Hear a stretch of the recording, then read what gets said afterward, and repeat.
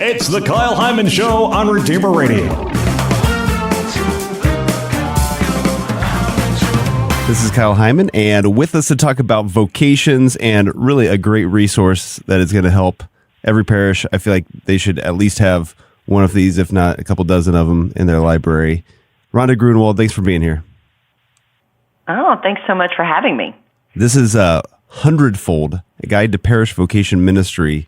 And I feel like we've all heard the statistics of people falling away from the faith, leaving the faith, becoming unaffiliated with any religion at all. It keeps growing. How is that affecting vocations? Well, sure, because there are fewer families. That's where it all stems from, right? The seedbed of vocations, families.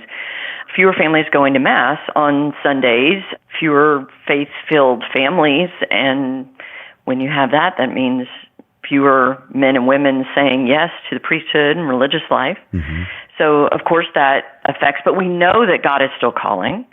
There was a recent survey done, that of those families who are coming to Mass, 30% of their children have thought of it, have thought of a vocation, priesthood, religious life. So we know that He is still reaching out and asking men and women to say yes.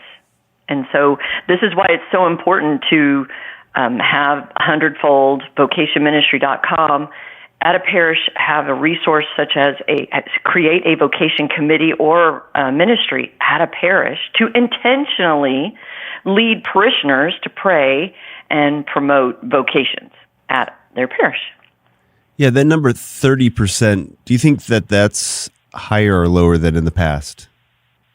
I think it's probably lower. I mean, if you think about it in the big vocation boom day, and it also depends on which diocese you come from. Have to say that there are some dioceses like Lincoln, Nebraska, that it is completely natural for a young man to consider the priesthood as a first option. Like, you first do that and then go forward. So depends on the diocese. Of course, back in the day when every Catholic was going to Mass, you just wouldn't miss. There was just more of a culture of vocations because there was an uncle who was a priest or an aunt who was a sister, and everybody had this in their family, and they saw these examples of holiness in front of them so clearly coming to their homes for birthday celebrations.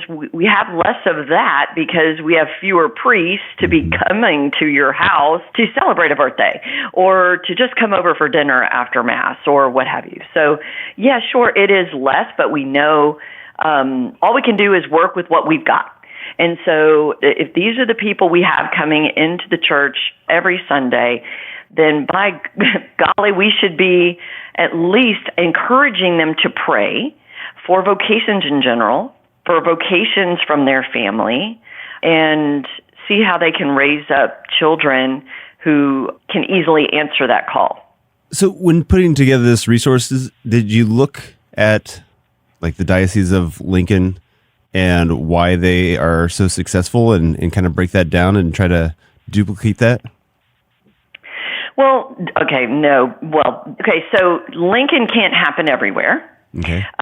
Because of just, you have to have the bishop on board that this is an absolute priority, that vocations is a priority, and it's very hard to see a lot of movement right now for vocations in large archdioceses. So vocations are booming in smaller places right now more than bigger. Like, it's wherever the family, that family unit is prized and cherished, that you see a vocation boom happening. And it does help when you have priests on board to say this is important. So not only is the bishop saying this is important, but priests aren't saying, oh, we'll just leave that up to the vocation director. Right. And they can deal with this issue.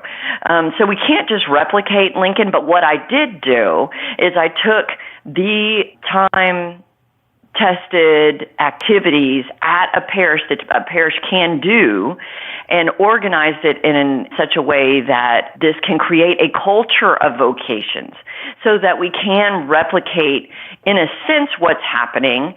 For example, we know that 78% of the newly ordained were altar servers. So if we want to affect change, we should be affirming the altar servers at our parish. Girl or boy, look, I'm not going to get into that debate. I'm just saying that only 22% of newly professed women were altar servers. It doesn't affect the women like it does the men. So no matter if you have boys, girls, let's affirm them. Let's find ways to encourage them to continue serving at the altar because we know that makes a difference.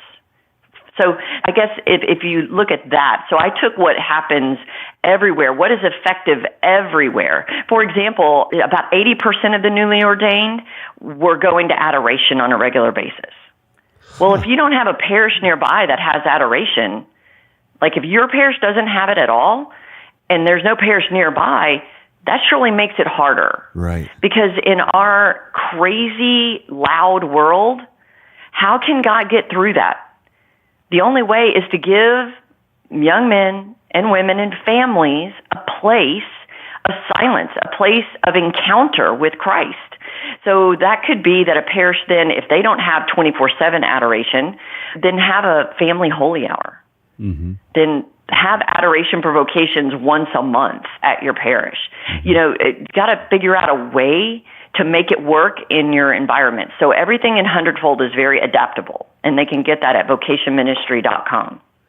What drew you to this in the first place? I mean, there's so much work that went into this because this really isn't just a book about vocations. I mean, it is a resource with a bunch of different activities.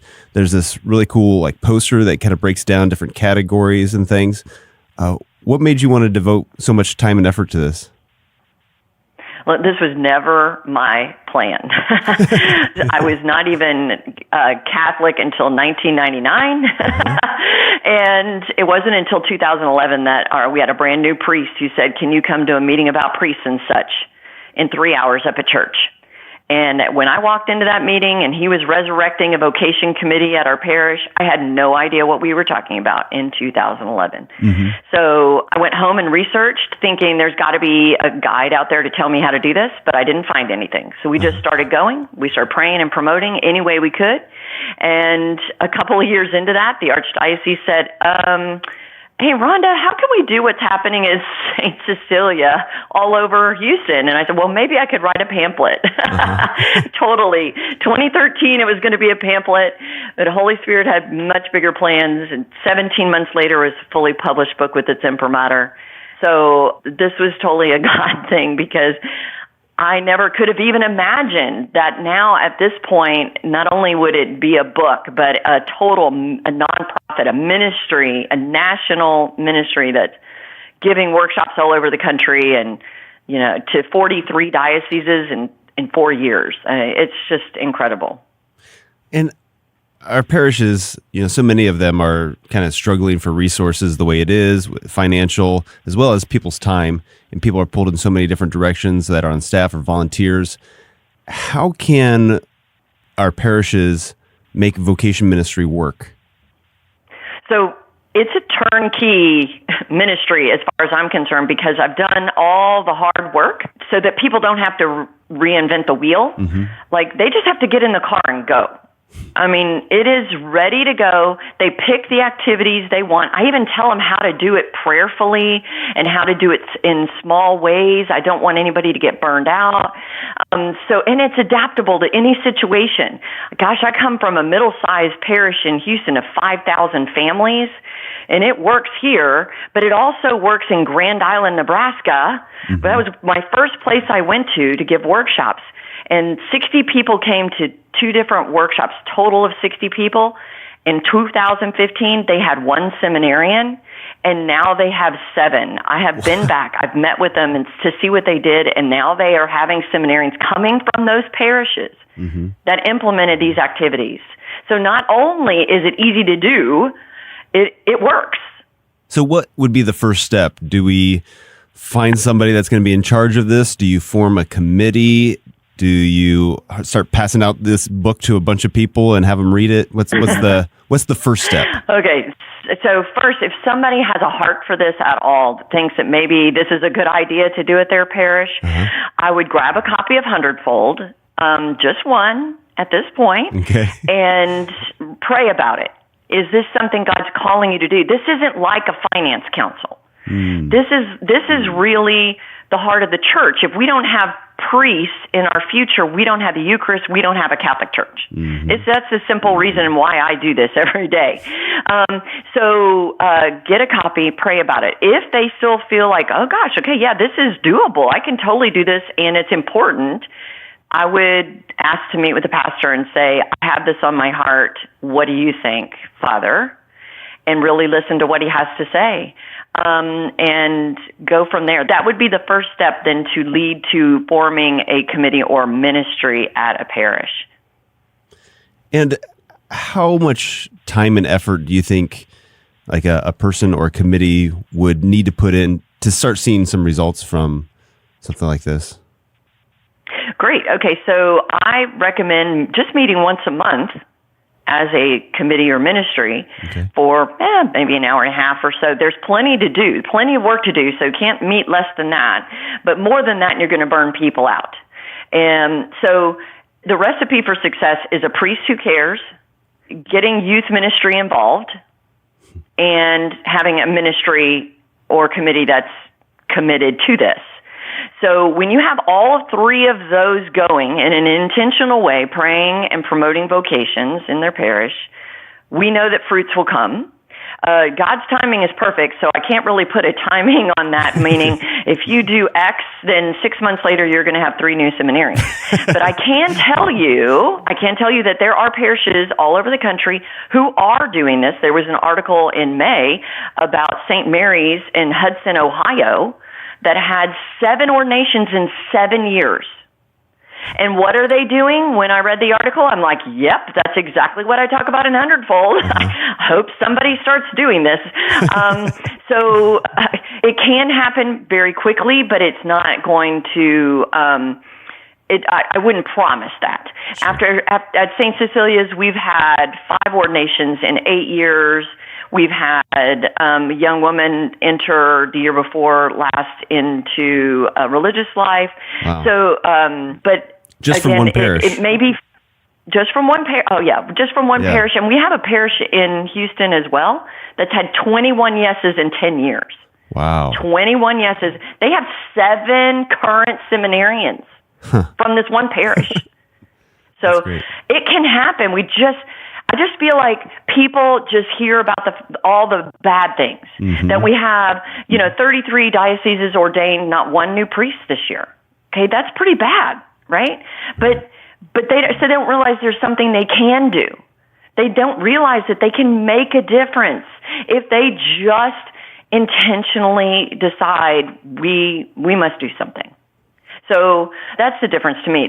I just feel like this is an opportunity for people to make a difference. And until we let them know that this can happen, all we hear is complaining. And that's the last thing we need in our church right now. And actually, this is the perfect time to lean into vocations.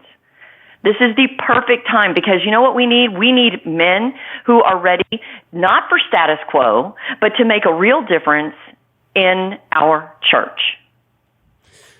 One of the things you have is this vocation ministry activities chart, which says all these different activities, where you can find it in the book, as what time of year you should do it, how much lead time, if it's easy, moderate, complex, funds needed. It's such a really neat laid out. Is there a favorite activity on here or one that you think is the most kind of unusual or unique way to increase interest in vocations? Well, one of our favorite, and what I hear is it's pretty unique, is that we have a vocations booth at our parish festival. Every parish has like a stewardship fair, or they'll have a parish picnic somewhere that everybody's coming together. Well, we have a table, and we ask our priests to come and take part in playing games, like a hula hoop contest, tug of war, pin the mitre on the bishop. Like, we do fun games, and I promise you there's no hard vocation sell happening. Because honestly, if kids are involved, the first question should be, is this going to be fun? We play Name the Saint. We give out free candy. They have a little bell they push when they get an answer right. I mean, we're just making it fun and making people talk about vocations again and want to talk about vocations again and go, oh my gosh, wasn't that fun? We have a sister and a priest cutout. We saw kids and adults, thank you very much, putting their faces through those cutouts all day. So posts on Facebook for weeks.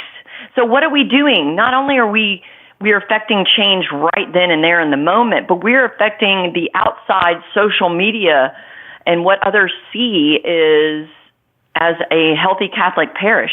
That's another thing. We're talking a lot about, our parishes are, what is a healthy parish? Oh, we have this many committees and we have this many this. Why aren't we saying how many priests have been ordained from this parish? And when was the last time a priest was ordained from this parish? Mm-hmm. That to me is an indication of a healthy parish. So if everybody listening would say, when was the last time that happened? And if it hasn't been for 10 or 15 years, they need to get a copy of Hundredfold. They need to be talking to their priest. Well, every parish should at least have one of these books. So hopefully they can order it right now. Where can you get a copy of the book? So vocationministry.com, there's a shop section, and it has all kinds of fun vocation-related items in there, like a vocation backpack that a family can have. It's so cute with a little priest bear or a sister bear in the girl backpack, or a mass kit. Do you know that so many kids still play mass?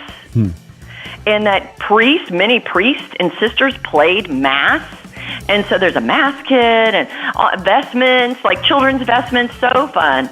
So I'm trying to just think of anything that I can do to promote a culture of vocations at every parish and help committees do that. All right. Again, vocationministry.com. And the book is Hundredfold, A Guide to Parish Vocation Ministry. All right. Thank you so much, Rhonda Gruenewald, for putting this together, sharing with us, and all the work that you're doing to support and spread the call that people have to vocation religious life. This is really a great resource. So thank you. Thank you so much for having me.